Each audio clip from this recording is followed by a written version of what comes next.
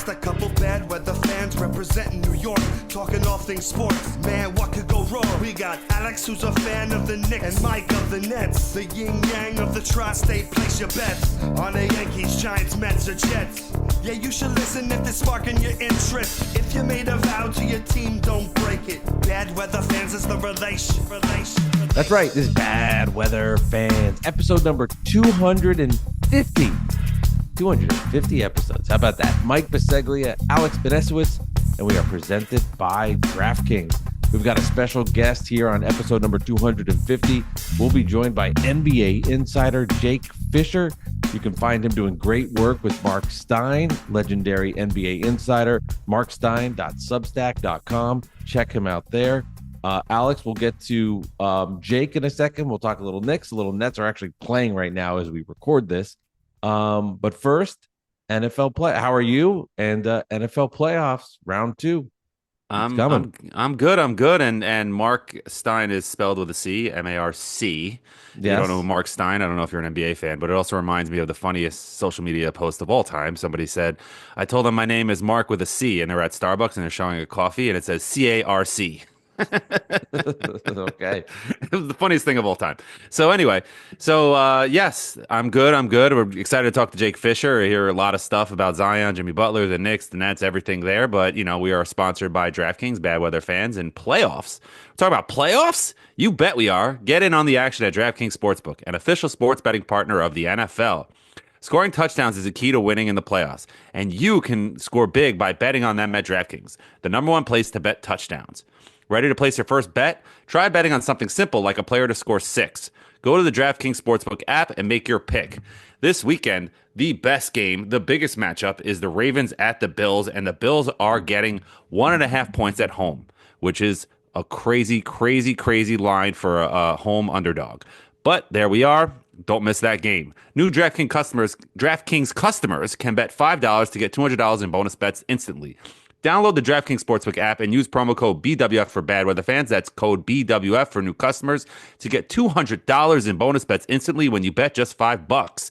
Only on DraftKings Sportsbook. The crown is yours. Gambling problem? Call 1-800-GAMBLER. In New York, call 877-8-HOPE-NY or to text HOPE-NY 467-369. In Connecticut, help is available for problem gambling. Call 888-789-7777 or visit ccpg.org. Please play responsibly. On behalf of Boot Hill Casino and Resort, Kansas, 21 plus age and eligibility varies by jurisdiction. Void in Ontario. Bonus bets expire 168 hours after issuance. For additional terms and responsible gaming resources, see dkng.co/audio. And one note as well, with those lines that you're mentioning, they are subject to change. So as we're recording this on a Tuesday night with the NFL games coming on the weekend, of course, those subject to change. Alex, let's get to Jake Fischer. We'll have our interview now, and then we'll talk a little Knicks and Nets on the back end. We'll talk about is there friction in the Knicks locker room? Is that I'm sorry. It's just I thought you were going. I thought we were going. I don't know. Just the perfect Knicks, maybe Mike's Mike's dream. But yeah, anyway, enjoy our interview. Here is Jake Fischer. Jake Fischer, NBA insider. He works with Mark Stein, and he knows all things NBA. He returns here on Bad Weather Fans. We're excited to have you, Jake. Thank you so much for jumping on Bad Weather Fans. We appreciate it. I don't know all things, but I know a lot of things. I disagree. I'm gonna go with all. So all things NBA, yes. It'd be so hard to know everything, man. It'd be impossible. Well, but I appreciate the love. Thank you for that introduction. Absolutely. What would you say then would be like for me? I'll use an example, and then Alex, I know his, but like for me, my prime NBA knowledge of like things would be 2001, 2002 New Jersey Nets. Like if I was Jeopardy and I needed to or save my life with trivia, it was like Squid Games NBA. Like that would be my category. If you had to pick one category that was like, this is my go-to for NBA, what would it be?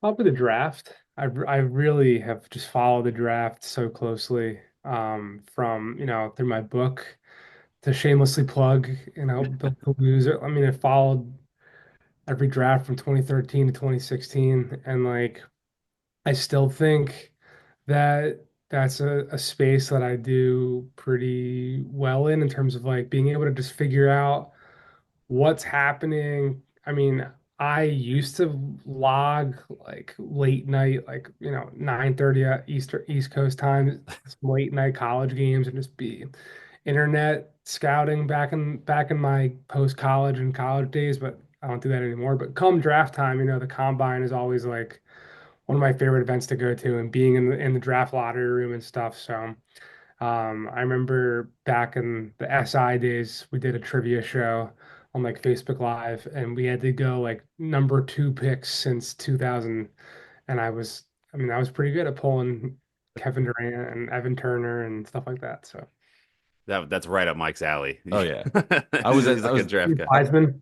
I was at the 96 NBA draft in that one, with Iverson and Kobe, and I like Kerry Kittles, and I Yeah. just The draft. Yeah. I just love that stuff. So that's awesome to hear.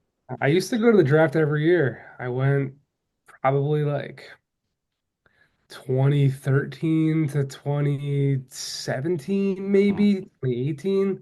Um, and then I mean, especially now what I do, like trying to cover all the picks and stuff, I'm just like freaking out on my couch. Like I don't know how anyone could be like on a TV stat or like I don't know how you can like be on your phone and messaging and call. It's just there's a lot going on. So Right. You're either reacting or you're reporting. You can't do both at the same time. I can see that. But speaking of the draft, let's start off there. What do you think about the top three prospects for Mike's Nets? You got Cooper Flag, Dylan Harper, Ace Bailey, a couple guys up there. Are these guys legit? Is this draft as good as everybody says? What do you think about it? yeah, well, that's the thing. Like when you said these top three guys, my first thought was just based off of what I Mhm. understand it from the league was like, who's the third? Because it doesn't seem like I mean, Ace Bailey's just like slotted in there on Uh-huh. all the mock drafts, but just, and it could just end up being the case that he's the guy, right? But Mhm. at this point in time, I don't think anyone has like a clear cut. I don't think there's a consensus number three. For right now, the conversation is like, man, Dylan Harper's pretty good, but like, is he good enough to usurp Cooper? And like, depending on what team gets that pick, like, how can you Mm, just like, Zion and Ja Morant were two really great prospects. Ja arguably had the better career than Zion, right? Just from like a health standpoint. I mean, he's won a playoff series, but no one could have taken Ja over Zion based right. off of the hype and the attention. And it's hard to go to your owner who sometimes ownership figures have, a pretty casual following, right? Like what they're seeing on Sports Center, what's on their Instagram feed, just like you and I, like they want to get the shiny thing. So I think it'd be really hard right now to see someone take anyone not Cooper Flag, Right. but people are super excited about Dylan Harper. And yeah, I'm curious what happens at three. There's a bunch of guys, and I haven't really watched these dudes to be fully honest with you guys. Like the Kasparis dude at Illinois, like I don't even know how you pronounce his name, not to be I don't know. Yeah. people say good things about Yeah. him. I don't know. I don't know. Yeah. I play catch up on like following who these prospects are. Like I will fully admit that I kind of crammed for that test. Like I remember there was a Paolo Chet Gonzaga Duke game Mm. around Thanksgiving that year. What was that, 2021 draft? 2022, whatever that was. I don't know. I think Um, so. I That's the last like mid-season game that I remember tuning in to watch and like a Yeah. college basketball top prospect game. It's just too hard to be covering the NBA and like also having a life. That's why I don't know everything. Yeah. I try to have as much of a, work-life balance as possible. No, that's understandable. I'm with you. And you did reference Zion, and eh, always great when he plays. Unfortunately, it's not enough.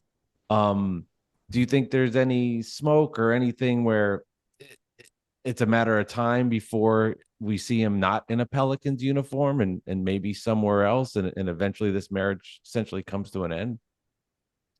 I think that question, the answer touches on a much bigger concept in New Orleans. It's that like who's going to be around calling those shots after a season like this? I mean, health has been obviously the big common denominator with all this stuff. Like Zion has an amazing playing tournament game, right? And pops his hamstring, he's done, and like there's nothing for him to contribute the rest of the way. Like injury stuff this year that's kept him out. The whole team's been hurt, but at the end of the day, like there's just a lot of uncertainty around the NBA right now of who's going to be running that team. So, like, hypothetically, if there is a change in leadership, like someone could come in and like their sales pitch, they stamp, a PDF or PowerPoint or whatever, a binder on ownership's desk, and they say, you know, we're going to do a rebuild or we're going to trade Zion for this and blah, blah, blah. And this is our strategy. This is a mandate that we're going to do. And that's how they get the job. Like, that's not out of the realm of possibility. But for now, I don't know. Zion, there's been so many different people around him throughout his career. There's been like his stepdad was calling the shots and he just changed agencies and who's to say? Like there was always a pull and a want for big time marketability from some faction around him. But I mean, how's he getting to the Knicks? Like I don't think, Brooklyn is probably one of the more exacting, like painstaking front offices that like cares about doing deals that they value. I can't see them kind of like finally clearing their books, like having an opportunity to do something big starting this summer. And like with all the stuff hanging in Phoenix and who knows what could even happen with Devin Booker, there's Giannis in Milwaukee. There's going to be two teams in the West who missed the playoffs, who missed the play-in altogether if San Antonio keeps playing. There's going to be plenty of good teams who don't advance into the postseason that who's to say what happens? Like I'd be surprised if Brooklyn, like if Zion was at the top of their list, just from that dependability question mark. So to bring all this to a close, like a lot of question marks.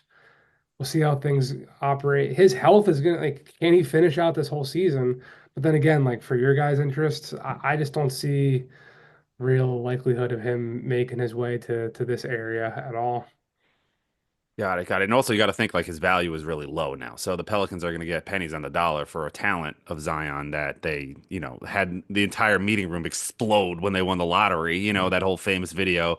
And Mhm. speaking of low value, you have Jimmy Butler out in Miami who's now saying face to face to Riley, like, get me out of here. And Riley's, of course, the grumpy old man that doesn't want to give in.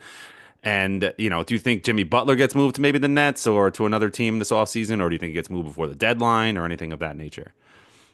I I would be really surprised if he got traded to Brooklyn.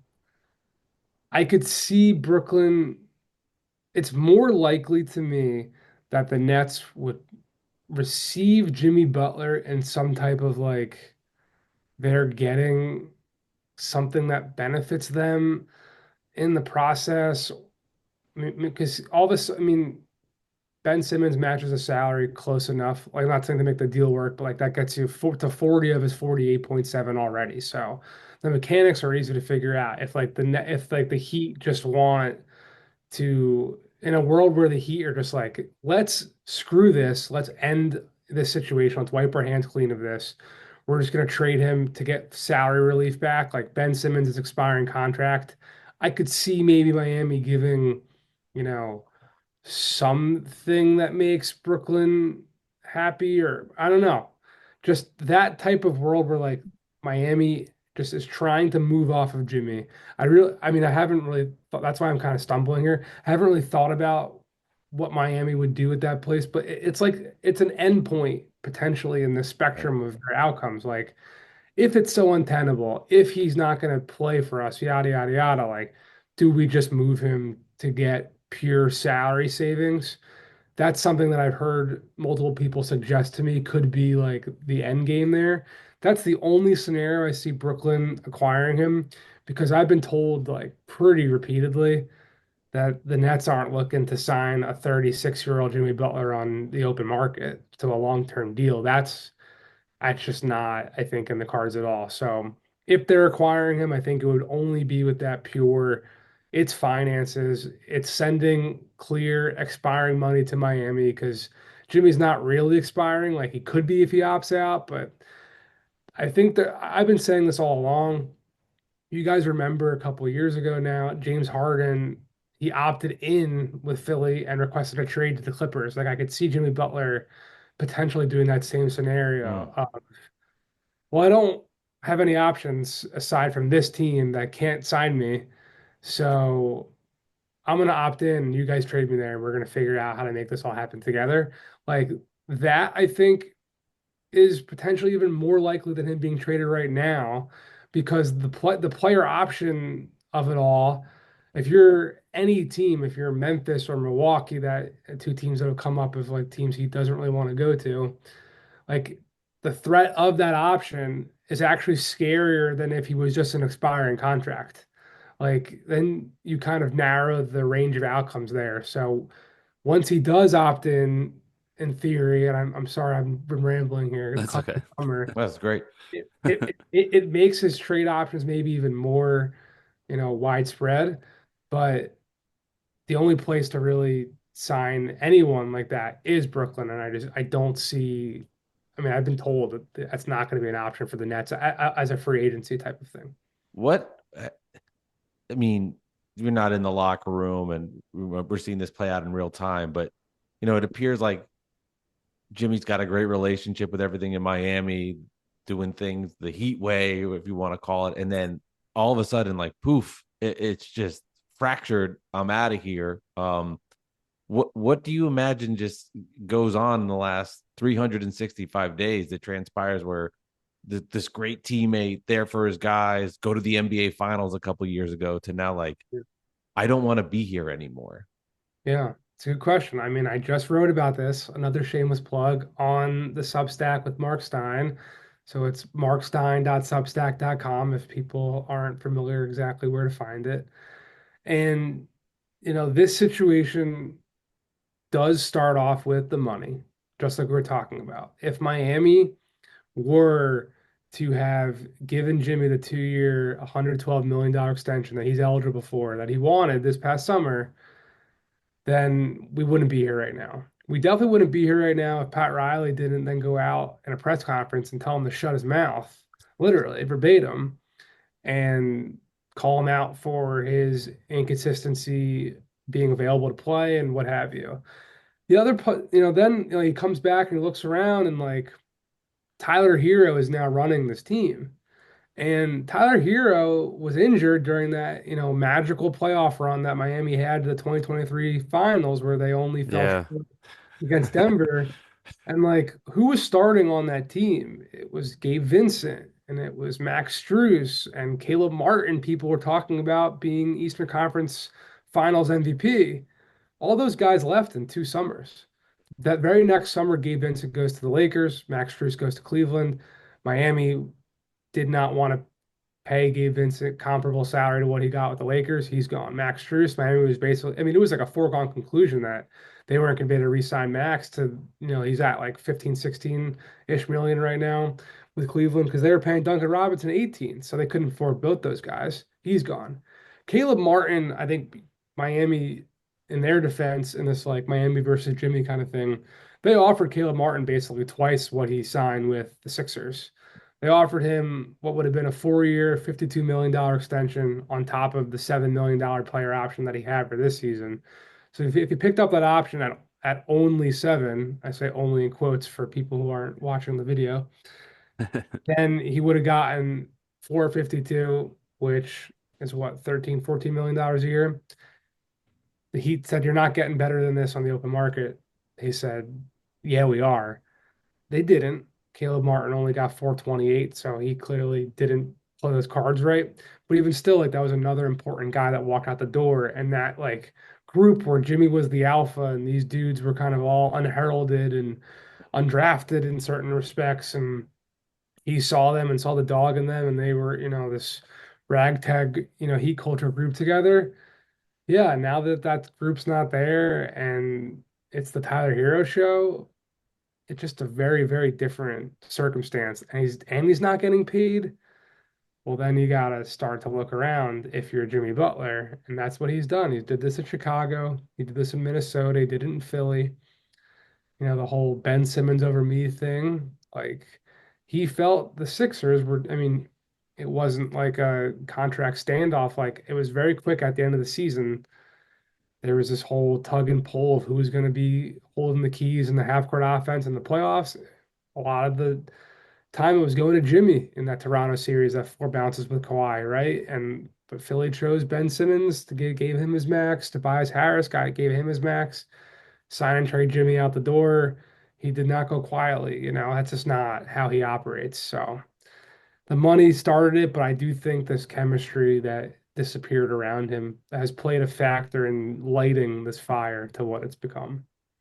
Yeah, wow. That's interesting. Thanks for that insight onto the Heat. Now back to the Knicks. So Ian Begley today of SNY reported that, or this week, whenever he did, that Jericho Sims is probably on the block.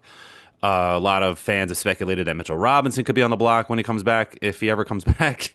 There's a lot of speculation out there how the Knicks can get better. Maybe hitting the buyout market. They have to wait for the deadline, or it's a certain day in March because of the cap and the apron and all that nonsense that nobody understands.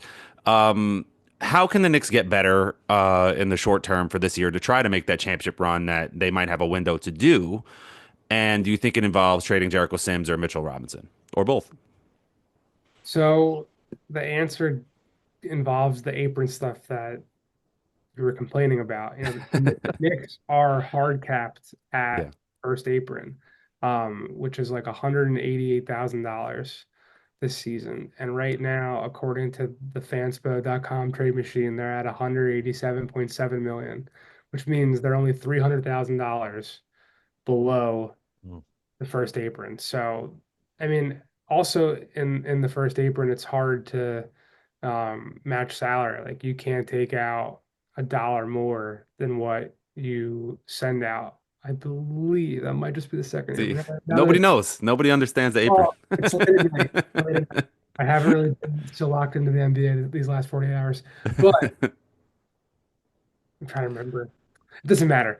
All let's keep it at it doesn't matter because in the Knicks circumstance, as this purely relates to the Knicks, it doesn't matter because regardless, they cannot take in more than $300,000 than what their roster currently stands at right now.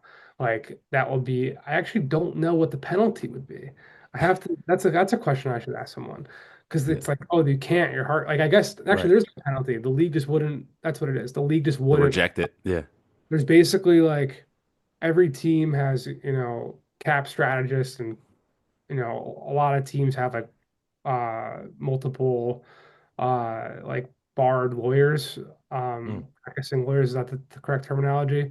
The league Right. has their own like internal front office that teams will call and check, the legality of deals and trades, whatever. Like if two teams ever agreed to a trade and it got to the trade call, I wrote about this years ago at Sports Illustrated.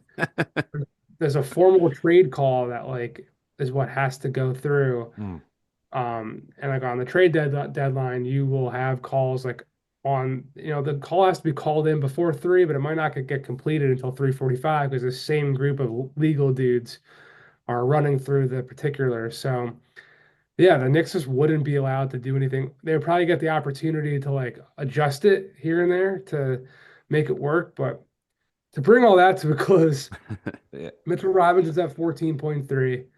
Um, so like that's why you will hear names like Jonas Valanciunas, who I know that New York was looking at last summer, because he's only around 10, and like the Knicks could trade Mitchell Robinson for Jonas Valanciunas and actually save money in that deal, right? Right. Um, that's kind of, I think, the thinking with Mitch. Like if he's not going to be able to play this year, there's been dating back for 5 years now. How long has Mitchell Robinson playing in the NBA?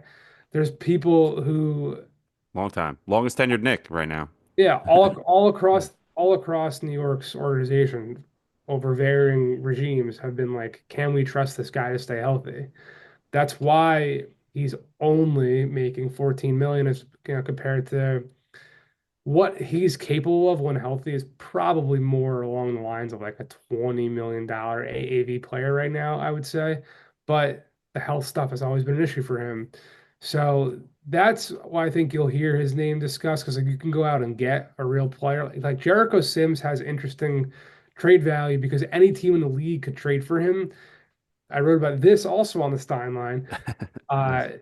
because he makes less than the veteran minimum salary this season, which is $2.8 million. So anyone who makes less than that, any team could take in basically as a trade exception, like into this veteran minimums exception spot. So even like the second apron teams like the Phoenix Suns and Milwaukee Bucks who can't put together salaries in a deal, they can't take back more money for sure. Those teams could trade for Jericho Sims because you just need to take him into a veteran minimum exception. But that won't really get the Knicks like who's on a minimum contract right now Right. that really change this team ceiling. So I think the only scenario where you see them do a move of actual consequence here is them putting Mitchell Robinson in something that brings them back, like Jonas Valanciunas, Right. Robert Williams level. Like those are the names in the center mark. I mean, does Kelly Olynyk do anything for you guys? Like No, no. I'm not saying that the Knicks God, no. acquired him to Yeah. be clear. Like those players available, Yeah. that salary number, like that's the kind of level of like backup former starter, Right. mid-tier, low teens below Mitch's number that you could really look at. Yeah, I'm Yeah. very biased. Sorry, Mike. I'm very biased with Mitchell Robinson. Mike always teases me about it because he's like one of my favorite players of the Knicks. Like I feel like I watched him grow up. Coming, didn't Yeah. go to college, skipped school, but waited a year. Was the second round pick thrown into the Melo trade to the Thunder. Grew into this great defensive player, got put on weight. It was always rooting for him. And it's just always had, it just never works out. So like, I don't want to see him go for a guy like Kelly Olynyk or even Yeah, Jonas Valanciunas at this point of his career. He used to be a monster on the boards, but I think Mitchell Robinson gives the Knicks exactly, what they need yeah. right now. But anyway, go Awesome. ahead, Mike. No, it's depressing too for me as a net fan when I have to hear like Alex ask questions about like backup center market because he's worried about a title. And for me, it's just such a different perspective when the Nets were there and it was like the Blake Griffins of the world, LaMarcus Aldridges of the world.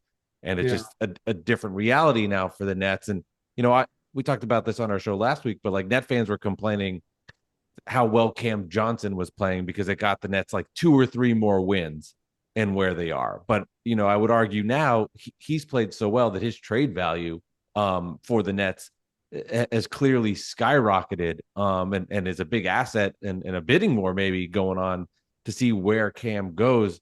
I do believe and get your insight and you're curious how you feel about this with Cam Johnson on the Nets because if he's on the Nets after the trade deadline, the fan base would be pissed. Um, but do you think it kind of goes down to the wire with Cam before he eventually gets dealt to wherever he possibly might go? yeah. I mean, I don't think he's like a certitude of getting dealt, honestly. I think with Dennis and with Dorian, Dennis is an expiring contract. Dorian has a player option that he, very likely could decline. And if your listeners are sensing any type of theme here, like this is just how the business works. Like options create, I mean, deadlines and deadlines create activity. And so the fact that those two dudes could have theoretically walked for nothing this summer, Brooklyn had to get stuff back. And also they're being too good compared to the team that compensated the Houston Rockets this summer in conjunction with that Mikal Bridges trade, which was I believe the first trade between the Nets and Knicks ever, right? In like Um, 40 years, like literally, like yeah. it was Crazy. minor So trades. Yeah. Anyway. you don't do that deal getting those picks back from Houston unless you're expecting the tank. With Cam, he's younger. He's 28, I believe. Yeah, 28 years old Mm-hmm. compared to both those dudes who are in their 30s. And also, like Brooklyn, I don't think plans to have a years long rebuild. I think they're going to be pragmatic and methodical about it, like we just talked about a little while ago. But I do think that there's still value in keeping a Cam Johnson on your team both for him to potentially be someone who someone would want to come play with, or he could be like a blue chipper, or not a blue chipper, but like a main piece going back in a trade for someone. So I think they will move him if they get, two first and stuff is kind of what the word around the league is what their benchmark is for him. So if they can get something like that, I think they would do it. But if they don't, they're not like if they're just a good first round pick on the table for him, I don't think they're going to trade him. Mm. I think they're going to need to be like, wow, we can't say no to this deal because of the future optionality that he still would bring. Because he just signed an extension, like he's a team controlled asset. If you want to look at it, crassly like that, his number goes down. It's a descending contract. So there's definitely thought that if he stays healthy and continues to perform, that his value could actually only go up even further. So who's to say? And last question before we play a little game and then get you out of here. Do you think Coach Tom Thibodeau plays his Knicks players too many minutes? You know, watching, I covered a good bit of the Knicks playoff run last year, the Philly series. I flew to Indianapolis for game six. I thought they were going to win, and they did not. And then I remember watching game seven from a bar in OKC because I flew from Indianapolis to OKC to watch, I guess it was game five of OKC Dallas. And just seeing everyone get hurt, and Awful. it's tough. It's tough. And, Yeah. it goes back to the Bulls stuff with Joakim and Derrick Rose and what have you. I'm not a doctor, I'm not a basketball coach, so I don't know what the right answer is, but it does seem like a pattern. And while the whole league is doing the opposite, right? Like the Cavs, part of their story is that they want to play Donovan Mitchell less minutes. Like, I don't know. I do believe there's some thought to like, all right, these guys played a lot, they found some chemistry, but now like they're losing some games, or maybe some starting to be some like snipping at each other in the post game press conference stuff. Like, I don't know. You found your identity. You know your starting five. You kind of know your rotation here. Like there probably is some benefit to be gained from lowering these minutes and giving some guys more rest. If the entire league is doing it, there's got to be some, something that's catching on there. Got it. Got it. All right. Well, I mean, I respectfully disagree because I think that it's nice that the Knicks aren't resting players on back-to-backs like the Sixers did tonight, resting the entire team, and I love that, and respecting the game and that who's going to play when you show up for a game and stuff like that. Granted, I do think Thibs can bench some players when, you're up 20 or 30 with 5 minutes left in the game. Like something like that is a little ridiculous, but playing your guys, you play your guys, if they're healthy enough to play, play. I mean, that's just me though. But Yeah, no, I mean, if you're a like hardworking paying customer and you show up to what Philadelphia's lineup was tonight, that's Yeah. disgraceful. yeah. It's weird because I think there's like a balance in figuring it out of you don't want to go one all the way, like how the Sixers have done things, but then at the same time making sure you're not burning people out when you get to the finish line, and you are healthy. And then as Alex referenced, little contender pretender, we'll run through some of the NBA teams in the East and the West. I was going to say the Nets is a joke, but I won't even do a bad joke, so we'll skip them. Phoenix Suns. Oh, pretender. I I mean, I look at the trade machine, right, almost every day, and it is crazy to see how quickly it gets to minimum contracts and guys who, don't have real consequence in an NBA rotation that Hmm. like are being relied upon there. So yeah, pretender. Milwaukee Bucks. I'll say contender. Just because Giannis in a playoff series is still an animal, and like Dame can get hot. And I believe their front office has something in them, like even if it's turning campaign into Pat Beverly, like I think they will make a move. So we'll see what it can be. Pacers. Say pretender. They've got some moves they can make. They've got some salaries to consolidate. But I don't know. Just watching them tonight against Cleveland, pretender. The Lakers. Man, in July I would have said a contender because like not July, August. Watching the Olympics and seeing LeBron and AD, I was like, man, if you just have LeBron and AD, you can be the best team in the world. And they did that, 4 years ago. So I don't know. We'll see what other changes they can make. I'll say contenders. Why not? LeBron and AD. The New York Knicks. I'll ask it. There you go. I'll say I'll say contender. I'd say they have as good a chance as anyone to beat Boston. So Would you All would right. you still rank Boston over Cleveland at this point? If if who you trust the most to get to the finals? yeah, I mean they just did it.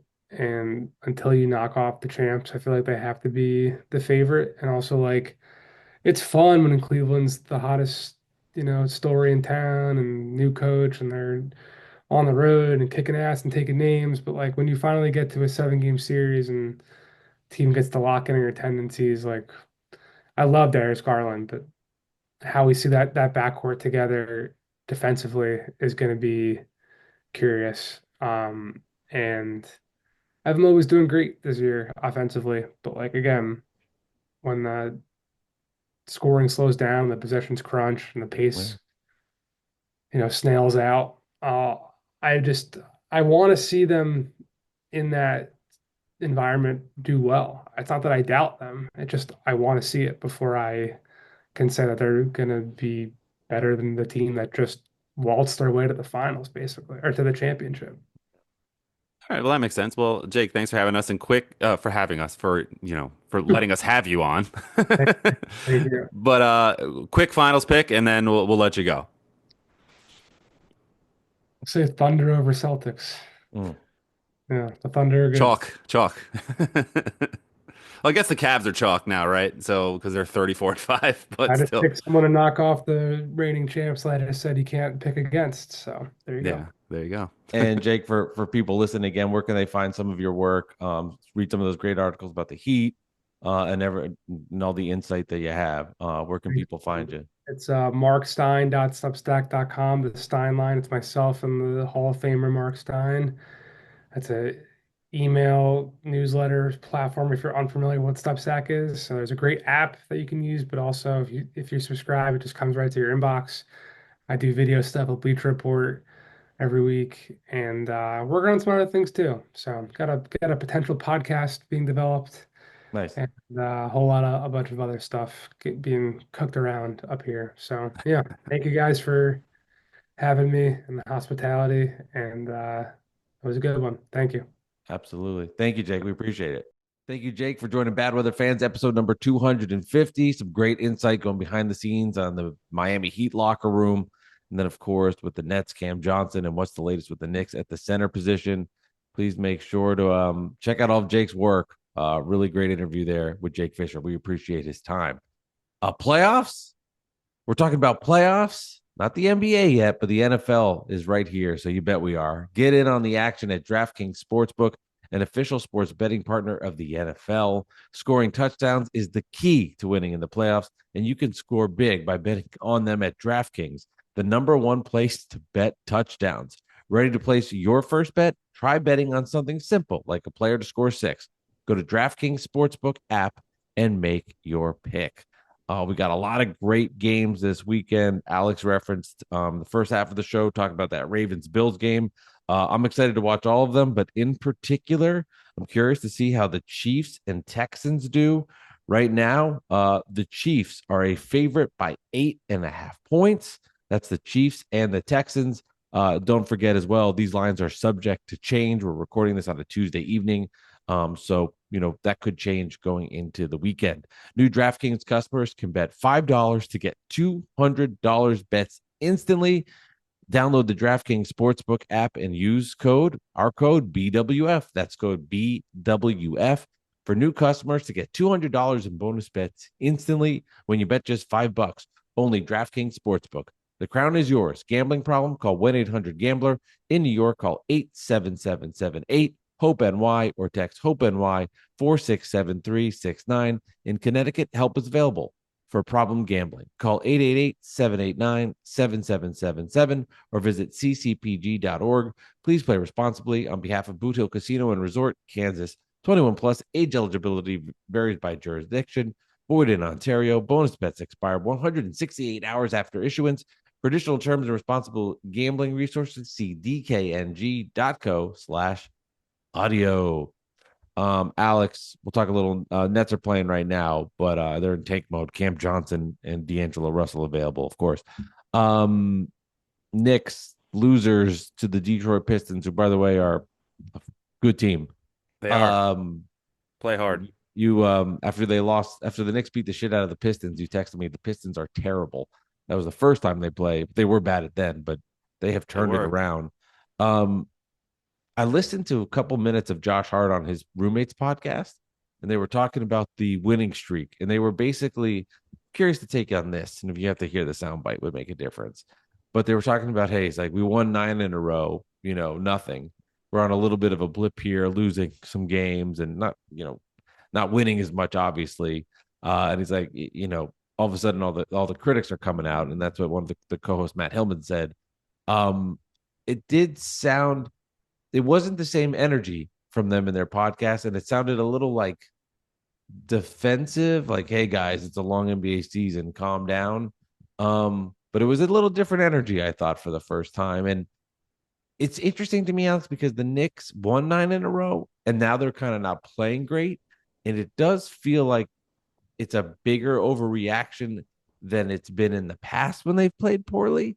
But part of me trying to figure out why that is. I think there's some truth to it, some overreaction. And I think, long story short here, because I've been rambling, I think it's because they're not last year's Knicks, which had a more gritty New York vibe to them, how you want to call it. There's something different about this team. So when they lose, there's a little more anger than when last year's teams lost. Yeah, I mean, last year's team embodied New York, they were the closest thing to the 90s Knicks that we've had since the 90s. And everybody loves the 90s Knicks. So you get tired of hearing about it. Everything's compared to the 90s. We're going to be like the 90s. Every team that was coming up over the last 20 years, we're going to be like the 90s Knicks. We're going to be like the 90s Knicks. And you weren't. And last year they kind of were.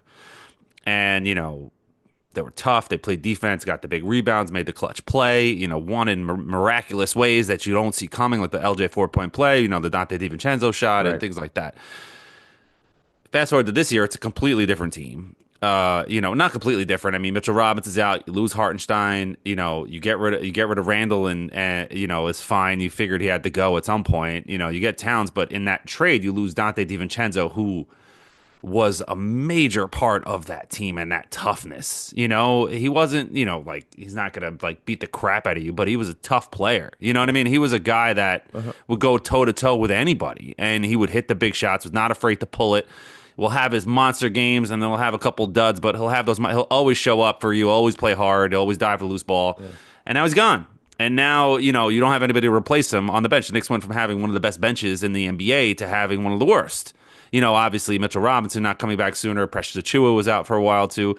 Precious is back, and Mitch is on the horizon. Ian Begley of SNY said he's coming sometime in February. At first it was December, then it's January, and it's February. So, we'll see. Just come back healthy for the playoffs. And I wanted to play a little bit in the regular season, but we need you for the playoffs, Mitch. So just make sure you're right when you come back. That's all I'm saying. But to your point, there's something to that, and I think that's why the fan base hasn't fully grasped this team yet. But this team is good, man. They're securely in the 3 seed right now in the East. They're what are they, 26-15? I think is their record after 40 games. And is that 40? No, that's 41. Not 40.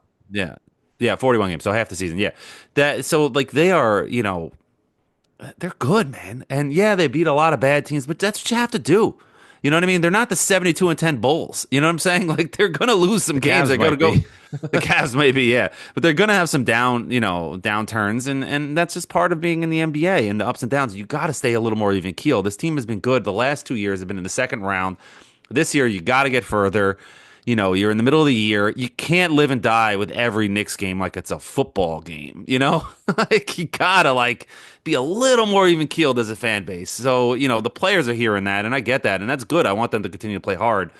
And I don't want to deter anybody's fan passion, but like, for the love of God, like, take it easy, guys and girls. Like, Yeah. the Knicks are good. You know what I'm saying? Like, they're gonna win their 5 in a row soon, and all's gonna be fine. Yeah, I hear you. They're good, but I think some of the fans might be upset if they're not great. But they like, I mean, what do you want them to be right now? You know what I'm not saying? If you're a I fan, agree but with that. like, I'm just telling you that's how people all feel. right, but let's say you are saying that. If I'm pushing back to you, if you're one of those fans, the Knicks are the 3 seed. They're 3 or 4 games up on the 4 seed. They're 26 and 15. They're on pace for 50 mid 50s wins. Like, what do you want right now? Like, what would make you happy? Well, yeah, I unfortunately I think the NBA regular season has been diminished a little, and it is about the playoffs. Fair. It is like what Jake said about the Cavs, right? They're steamrolling the East, but he has worries about defensively what they can match up against the Celtics. And this is the nuance of stuff when you get to this level of team that's going for a championship where you have these nuanced conversations. Nets don't have nuanced conversations. Meanwhile, the Cavs are 34 and 5. Right, but it's about what happens at that Yeah. time. So ultimately, yeah, like if the Knicks go in and win a playoff series, that's what matters. I do think there is this is a comp that is not even close yet. But when the process started with the Sixers, and every year it was the same thing. Second round loss, second round loss, second round loss. Eventually the fan base turned on them. Right. This is nowhere near that. And I think Knick fans are a lot better of a collective fan base than the Sixer fans are. And I don't think it would ever get to that, even if things did go south. Because I do respect the Knick fans and I know how passionate they are about their team. And I don't think the Sixer fan is there. But there is something about like, all right, Thibs again, storylines. Now it's not a cute story anymore. The Knicks are supposed to win. So Thibs is playing guys too many minutes. Knicks are losing against the good teams. They only beat the bad teams. It's the same frustration point when you're trying to go next level. And I could see where the Knick fan is getting frustrated that it's not been this perfect regular season, right? We traded all these assets for Mikal Bridges. We traded for Cat. We want to be where the Celtics and Cavs are. And I think there's a frustration there. Yeah, I mean, but like if you win that game in OKC when they were winning for 3.5 quarters and ended up losing towards the end and they got overwhelmed by them, and then you get blown out at the Garden, if you win that first OKC game in OKC, is all the fans happy now? Like, because you won a game against a great team? Like, I don't. Yes. I don't think so, though. I think it's just I think it's just misery. I think the Knicks fans are just, most Knicks fans, not all. Maybe not even most, just a large portion of them are just built to be miserable. And I used to be miserable about this team, or people used to call me miserable. It's because I needed to see it to believe it. But it's been 3 playoff runs in 4 years, and 2 rounds won, 50-something games. Like what are we like? Can we relax? Like, what are we so upset about? Like, the Knicks have the 3rd best record in the East, one of the 4th or 5th best record in the NBA. Like, what are we upset about? It's the middle of the season. It's January. It's mid-January.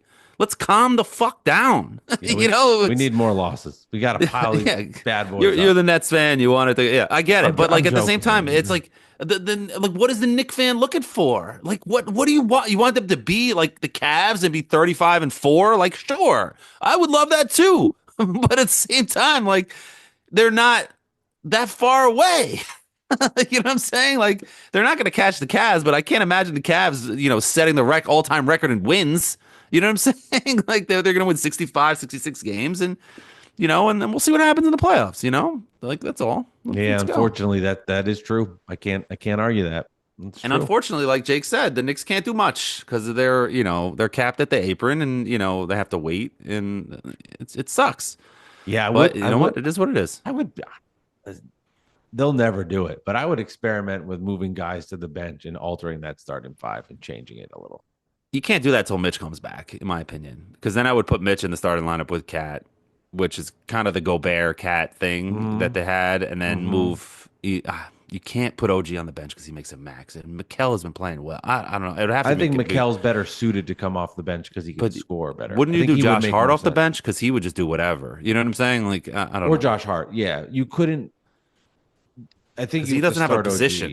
OG. Josh Hart doesn't have a position. You know, But so I think Mikel gives you more scoring than Josh can, and he kind of makes more sense in a bench role, like a right 6-man role of coming off the bench and giving scoring next to punch. Deuce, him and Deuce Then you putting up got a points. then you got a bench. Yeah. And at the end of the day, it's just the 6 minutes in the front, and then it all kind of gets scrambled Yeah, just together. whoever's And hot. it's Yeah, about and yeah. really it's about who's closing. I mean, that's the Right. more important thing.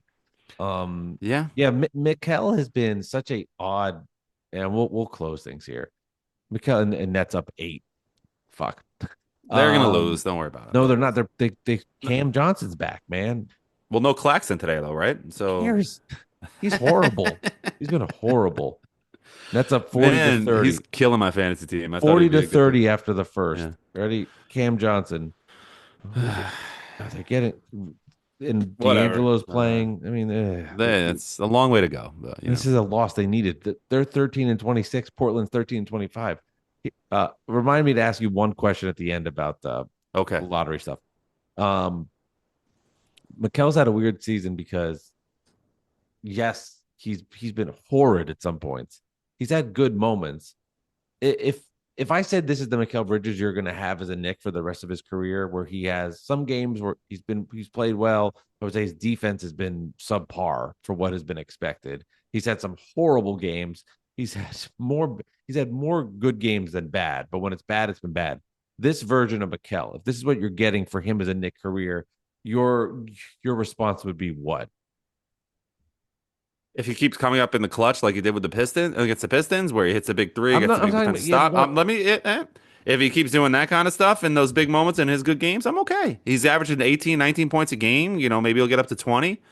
What did you expect Mikal Bridges to do? Average 25, 27 points a game? I mean, as the third option, I don't think that would You happen. said you thought he was going to be he could be an all-star. He could be one day. I'm saying this version of Mikal Oh, Bridges. right now? No. For the length of the contract that he has? That's what I I'm don't asking think, you. yeah. I'm saying right now I'm you're getting- happy. If Yeah. you're getting yeah. this season's Mikal, whatever, all encompassing, all of it. Can't Yeah. just be the good parts. It's also the bad parts. And Right. I can't just say it's only the bad parts. If this is the Mikal you're getting as a Knick career, 5 years at the Garden, would you be happy with that? It also depends. I mean, I would be if the Knicks continue to be one of the best teams in the NBA, because then those picks aren't worth shit. But if they bottom out and then he becomes like this version of the NBA of him, then and the picks are worth something, then yeah, I'd be upset about it. But like, you know, Nets fans are throwing a parade when Mikal has 0 points. Meanwhile, the Knicks draft pick is 26th in the this year. Like, what are you celebrating? Like, I don't understand. Celebrating his failures. Sure, but you disappear on Christmas when he drops 41. The Knicks are awesome. They have a great record. The draft pick is still low in the picks. In the future, they're going to be just as low because the Knicks are going to always be competing as long as they have Jalen Brunson and Karl-Anthony Towns. What are you so excited about for that 2037 pick? Like, I mean, it's just a lot of it. I guess. mean, yeah, of course they've got all these draft picks. So then that has nothing to do with Mikal Bridges because then he's not going to be on the team. Well, you know what I'm saying? So it's just part of it. And to answer your thing about Christmas, like the beauty of Twitter is I can go on and when he doesn't play well, and then if he has 41, I don't have to go on there and be like, hey, congratulations, Mikal. Here's your fucking participation trophy. You showed up at the Garden for one day. I mean, you won't say it. I will. He's been awful overall for what the Knicks gave up. Awful? That's way too strong. Awful is way too strong. He started off really bad. He was awful in the beginning. It was really bad. But he's gotten better and he's been okay. He's been fine. And all of it is starting to show its cracks within that team. And it all stems from the mouth of Josh Hart when he says this stuff and he says comments like ego.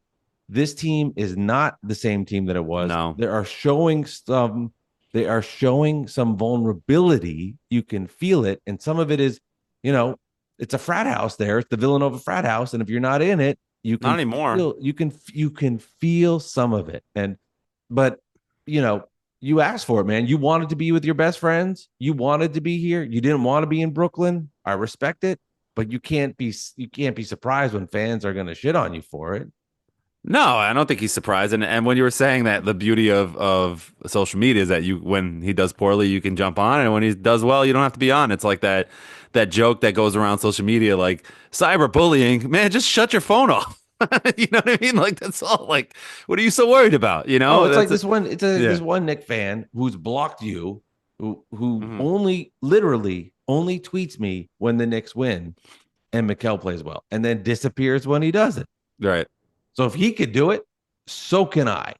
Yeah. And I pick and choose my spots when I want to. I'm not gonna, I'll go, hey, Mikal, great job. You scored 41 points. Here's your participation trophy for finally showing up. Like, no. All And right. you got me angry. I don't know. Mikel's, if you look at his stats for a third option, that they're pretty good, man. His Like, I don't defense has know. not been good. His He's defense has been not. playing fine on defensively. He's been fine. OG has been the problem. Honestly, he has been the I problem. just He has been the deflect into problem. OG because you don't OJ. want to because you don't want to talk about Mikel's issues. No, I think Mikel is getting into his role. I think he's going to be fine. I've been saying that since the beginning, since he was struggling. I think we got to put into a new role, and then the Towns trade made it even worse, and he had to ramp his way up, and he did, and I think he's good. He's getting comfortable. He's making big plays down the stretch now. I think he's going to be fine. I think OG is playing with a little bit of a heavy pockets right now, and he's been missing the open three like they would knock down. I know he's not great offensively, but my God, like, can you give me a little more for 200 something million dollars? You know what I'm saying? And last year he was aggressive, was dunking on Embiid and doing all types of stuff like that. And then he signed this big contract for take every last cent because you were insulted when they traded for Mikal. So you wanted to get every last dollar to make sure you were part of the team. You know what I'm saying? And now because of that, the Knicks are capped out and they can't do anything. So there's a lot there too. It's just, but OG, at least clamp up on D and switch right and do all that. You can't falter. You can't when you're getting paid like that. He's going to become the person that everybody's going to be looking at. I thought it was going to be Towns because you trade Dante, who's a fan favorite, and Randall had a huge fan base too. I mean, I didn't love Randall, but a lot of fans did. He was a really good Nick.